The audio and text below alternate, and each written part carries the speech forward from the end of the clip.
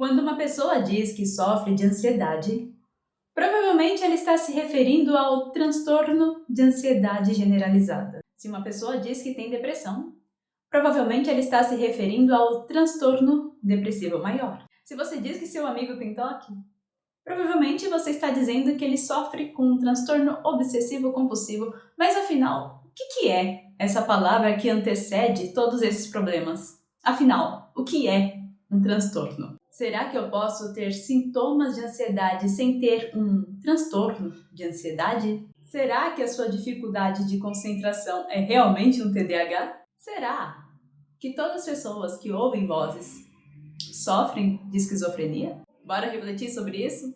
Olá, sejam muito bem-vindos, Gleice, psicóloga, por aqui. O que é um transtorno? Imagine a seguinte cena.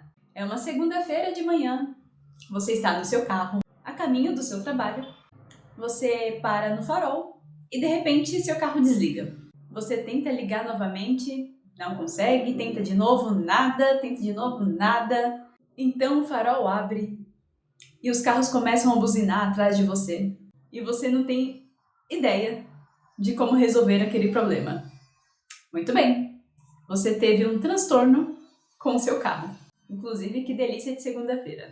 Um transtorno é quando algo não funciona ou deixa de funcionar como era esperado. Quando isso causa um prejuízo, quando você não sabe ao certo a causa daquele problema, e pior do que isso, você não sabe se vai conseguir ou não resolver.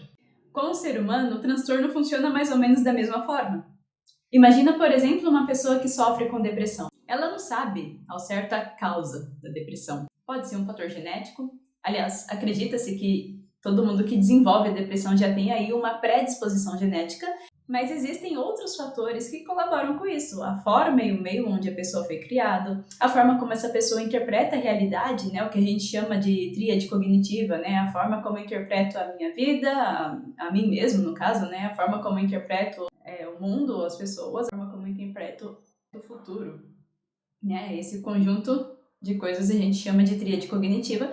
E quando a pessoa tem uma visão muito negativa desses três polos, ela é uma forte candidata a desenvolver depressão se já não tiver, né? Porque geralmente a pessoa que sofre com depressão costuma olhar para esses três pontos de uma forma muito ruim. Mas você percebe que não é uma causa específica? Quer dizer, você não pode dizer, eu tenho depressão e 30% da minha depressão vem de uma predisposição genética que eu herdei da família do meu pai, 30% foi da forma como a minha mãe me criou, é trauma, e os outros 40% é o que eu sinto quando eu me olho no espelho, né? Então, assim, a gente não tem como fazer essa conta, não tem como mensurar isso, né? Pode ser um pouquinho de cada coisa.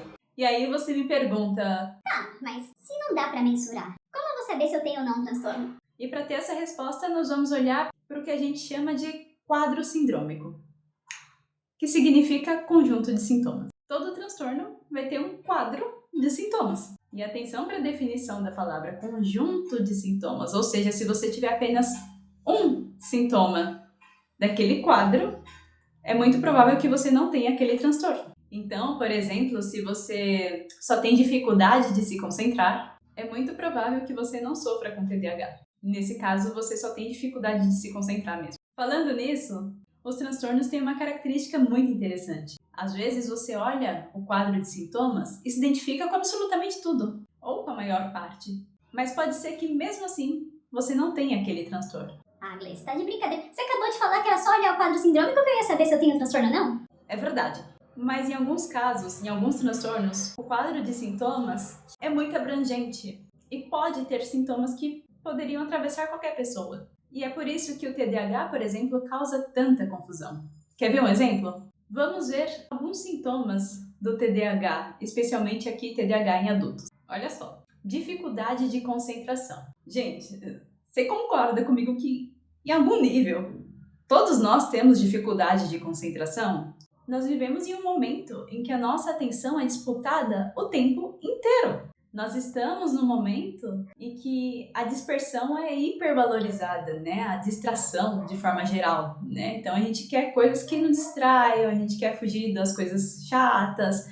Então, é natural que, de alguma forma, todos nós tenhamos algum nível de dificuldade de se concentrar.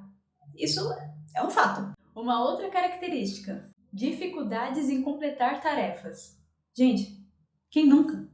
Quem é que não tem dificuldade de completar a tarefa? Você está lendo um livro difícil, é fácil de terminar? Você tem uma tarefa chata para fazer. É fácil de fazer? Não é. Uma tarefa que te desafia ali internamente é difícil de colocar em prática, é difícil de executar, é difícil de concluir. Então, assim, da mesma forma que acontece com uma pessoa que tem TDAH, vai acontecer também com pessoas que não têm, pessoas que não sofrem com esse transtorno. Outra característica: dificuldade de se relacionar. Eu não vou nem me indignar a comentar sobre isso, né? Porque tá fácil, né? Se relacionar, olha. Enfim, existem outras características do TDAH, né? Impaciência, por exemplo.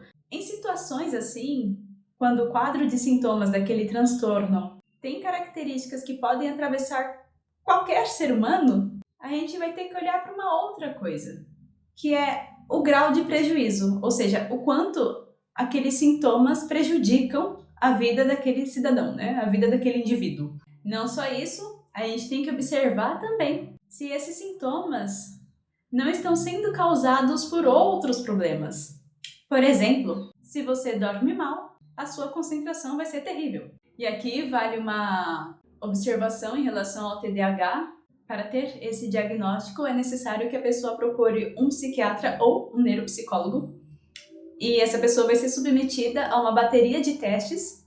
Lembra que eu falei que a gente precisa observar o grau em que esses sintomas atrapalham a vida daquele ser humano. Então, esses testes, eles vão validar isso. Nesses testes, eles vão te dar um atestado aqui, ó, de, não, realmente, essa pessoa tem uma dificuldade acima da média. Uma outra característica importantíssima dos transtornos, né, para ser classificado como um transtorno, tem que causar prejuízo. Ah, Gleice, mas no começo, quando você deu o exemplo do carro, você falou que uma coisa, para ser considerada transtorno, ela tem que funcionar de forma diferente do esperado. Tudo bem, mas se ela só funcionar de forma diferente do esperado e não causar prejuízo, não é um transtorno. Né? Um transtorno, ele envolve um prejuízo. E este prejuízo, ele pode acontecer em 3 planos. No plano do pensamento, no plano do humor e no plano do comportamento. No plano do pensamento, por exemplo, se a gente pegar a depressão como exemplo, pode ser os pensamentos disfuncionais que a pessoa vai ter em relação a si mesma, né? Em relação às outras pessoas também.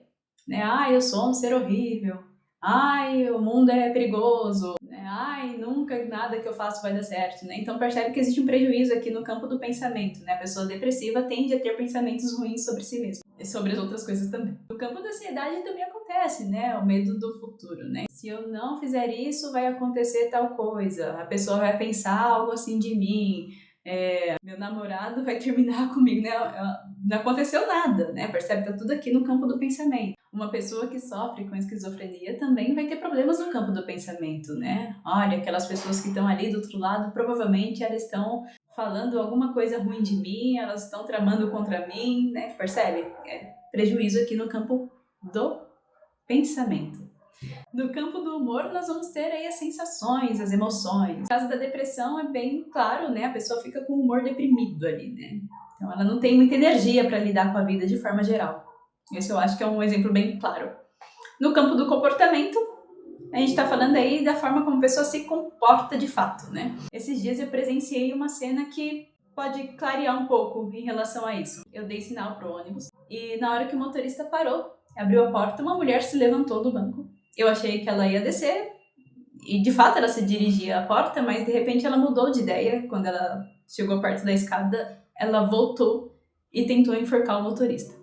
Imagina a minha cara olhando aquilo lá de fora, assim, sem entender o que estava acontecendo, né? Mas aquela mulher, ela teve um surto, né? Ela teve um comportamento, né? Então aí é um prejuízo no campo do comportamento, né? Aparentemente não havia acontecido nada, o motorista ficou completamente assustado, porque ele não tinha ideia de que a mulher teria uma reação daquela. Então, assim, a gente não sabe se aquilo foi induzido por alguma substância que ela tenha tido contato ou se de fato era um transtorno. Mas esse é um exemplo de prejuízo no campo do comportamento, né? Uma pessoa pode ter reações aí que fogem completamente do esperado, que fogem da normalidade, né? Pessoas que saem na rua falando sozinhas e fazendo aqueles discursos assim pra ninguém, pros pombos, né? A pessoa tá ali no nível um pouco menor, assim, né? Usando de novo a depressão como exemplo, é muito comum as pessoas que sofrem de depressão buscar se isolar.